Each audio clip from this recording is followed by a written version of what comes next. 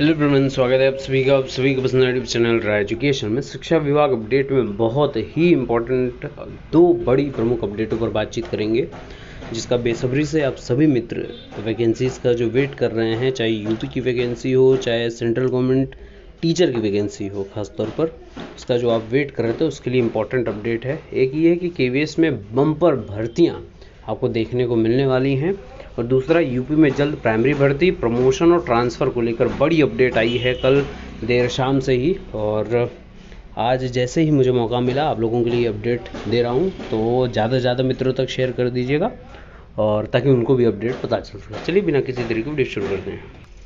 तो इसी अपडेट पर बातचीत करते हैं। ये है आपके केंद्रीय विद्यालय संगठन की केवीएस की जो भर्ती है, 25 तारीख को ये अपडेट कह सकते हैं कि आरटीआई के तहत जिन्होंने आरटीआई डाला था, हालांकि उन्होंने नाम अपना हटाया हुआ है, तो सूचना के अधिकार अधिनियम 2005 के अंतर्गत सूचना देने के संबंध में है यहाँ पर। और 30 अप्रैल 2022 तक जितनी भी वैकेंसीज़ की अपडेशन हुई है पूरे इंडिया, ऑल ओवर इंडिया से, उसके बारे में यहाँ पर है, जिसमें पीजीटी, टीजीटी और पीआरटी टीचर्स की वैकेंसीज़ है। और यहाँ पे 31 मार्च लिखा हुआ है। तो पीजीटी की 1942, टीजीटी की 3850 और पीआरटी की 4322, यानी टोटल लगभग 7,000 के लगभग में वैकेंसीज़ हैं आपकी। और इस वैकेंसी को लेकर ही मैं काफ़ी दिनों से वेट कर रहा था कि ये सबसे इम्पोर्टेंट वैकेंसी है जिसके लिए सेंट्रल टीचर्स के लिए आप अप्लाई करने चाह रहे हैं। तो यहाँ पर सब्जेक्ट वाइज भी टोटल वैकेंसीज़ जो हैं केवीएस में, वो भी यहाँ पर आपको देखने को मिल रही होगी कि पोस्ट क्या है। पीजीटी है, पोजीशन स्टाफ 840 है, वैकेंट पोस्ट 276 है, अलग अलग सब्जेक्ट की है। इसको मैं टेलीग्राम ग्रुप में आपको अवेलेबल करा दूंगा, क्योंकि एक एक वैकेंसीज़ के ऊपर बातचीत करेंगे अगर तो ज़्यादा टाइम लग जाएगा। तो मैं आपका टाइम ज़्यादा कंज्यूम नहीं करना चाहता, जो इम्पोर्टेंट है वहीं आपको अपडेट देना चाहता हूँ यहाँ पर। तो ये एक बात रही है। दूसरी इम्पोर्टेंट बात यहाँ पर प्राइमरी टीचर्स का जो इम्पोर्टेंट बात है वो ये है, टोटल 11,734 पोस्ट होती हैं, जिसमें से वैकेंसी है 4322 की। और सबसे इम्पोर्टेंट बात केवीएस की क्या होती है कि समय समय पर, इसलिए मैं आप लोगों को लगातार अपडेट देकर ये बात कहता रहता हूँ, न्यूज़पेपर्स के जो एडिटोरियल सेक्शन के बगल में जो एडवर्टीजमेंट सेक्शन होता है उसको बहुत ध्यान से देखा करिए। वैकेंसीज़ केवीएस में वॉक इन इंटरव्यू का जो प्रावधान है, डायरेक्ट आप सीटेट अगर आप क्वालिफाइड हैं, हर साल सीटेट हर साल में 2 बार होता है, जुलाई और जनवरी में, तो आपके लिए बड़ी वैकेंसीज़ की भरमार जो है केवीएस में ही। वॉक इन इंटरव्यू अगर आप देते हैं तो 11 महीने के कॉन्ट्रैक्ट बेसिस पर आप वहाँ पर अप्लाई कर सकते हैं। हालांकि जो सैलरी होती है लगभग वो 45,000 से 54,000 या 55,000 के बीच में होती है, लेकिन आप कॉन्ट्रैक्ट बेसिस पे जाते हैं तो 30 से 32,000 आपकी सैलरी होती है, जो कुछ नहीं से बेहतर है कि आप कहीं ना कहीं स्टेबिलिटी आप एक गेन कर पाते हैं। और जो मेंटल प्रेशर एक रहता है, इकोनॉमिक प्रेशर जो रहता है आप झेलते हैं, उससे थोड़ा सा आपको रिलीफ मिल जाता है। तो ये इंपॉर्टेंट बात रही केवीएस की वैकेंसी को लेकर। यूपी की वैकेंसी प्राइमरी टीचर्स की, दूसरी प्रमोशन और तीसरा ट्रांसफ़र, इन पर कल देर शाम अपडेट हुई है, उसको आइए देख लेते हैं।